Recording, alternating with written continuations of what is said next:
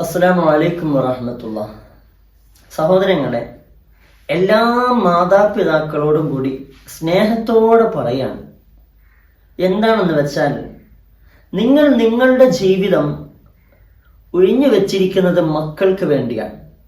നിങ്ങളുടെ ആയുസ്സിനെ, നിങ്ങളുടെ ആരോഗ്യത്തെ, നിങ്ങളുടെ സമയങ്ങളെ എല്ലാം നിങ്ങളുടെ മക്കൾക്ക് വേണ്ടി നിങ്ങൾ ഇങ്ങനെ ചെലവഴിക്കുകയാണ്.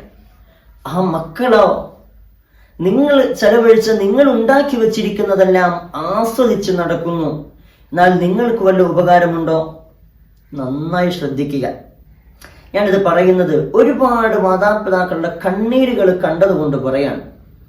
അവരെ 10 വയസ്സ് 18 വയസ്സ് വരെ, അല്ലെങ്കിൽ 10-20 വയസ്സ് വരെ ചോര നീരാക്കി പണിയെടുത്തും കണ്ണിന് കൃഷ്ണമണി പോലെ അവരെ എപ്പോഴും നോക്കി നിന്ന് ആവശ്യമുള്ളതെല്ലാം കൊടുത്തു.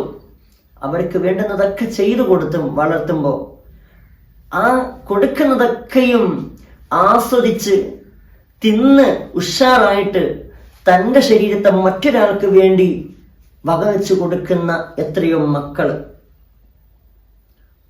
നമ്മളിങ്ങനെ ചെലവഴിക്കുമ്പോഴും നമ്മളറിയാതെ മറ്റൊരാളെ പ്രണയിച്ച് നടക്കുക, അവരുമായി ജീവിതം പങ്കിടാൻ ശ്രമിക്കുക, അവരുമായി സല്ലപിക്കുക.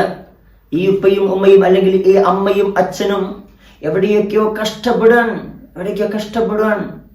ആ കഷ്ടപ്പെടുമ്പോൾ അവർക്കൊരു മനസ്സിലൊരാഗ്രഹമുണ്ട്, എൻ്റെ മകൾ, ആ മകളെ നല്ലൊരു ചെറുക്കൻ്റെ കയ്യിൽ ഭംഗിയായി 4 ആള് കാണാൻ ഒന്ന് കൈപിടിച്ച് കൊടുക്കണം. വല്ലാത്തൊരാഗ്രഹമല്ലേ? ആഗ്രഹിക്കാൻ അവകാശവുമുണ്ടല്ലോ. കാരണം നമ്മൾ ഉണ്ടാക്കിയ മക്കളെ, നമുക്ക് ആ മക്കളെ ആവശ്യമുള്ളതൊക്കെയും ചെയ്തു കൊടുത്ത് വളർത്തുമ്പോൾ ആ മക്കളെ സന്തോഷത്തോടു കൂടി വിടുക എന്നുള്ളത് ഏതൊരു മാതാപിതാക്കളുടെയും ആഗ്രഹമാണ്. എന്നാൽ ഇതിനിടയിൽ അവരറിയിക്കാതെ മറ്റൊരാളുമായി പ്രണയത്തിലാവുകയും ഇഷ്ടത്തിലാവുകയും ഇവരറിയാതെ പല സമയങ്ങളിലും പുറത്തുപോയി കറങ്ങുകയും ഒക്കെ ചെയ്യാം. അവസാനം കല്യാണാലോചന വരുമ്പോ ഒന്നും മിണ്ടാതെ, എല്ലാം ഒത്തി എന്ന് കാണുമ്പോ, എൻ്റെ കയ്യിൽ കിട്ടി എന്ന് കാണുമ്പോ മറ്റൊരാളുടെ കൂടെ ഇറങ്ങിപ്പോവുക. എത്ര വേദനയാണ് ആ മാതാപിതാക്കൾക്കുണ്ടാവുന്നത്.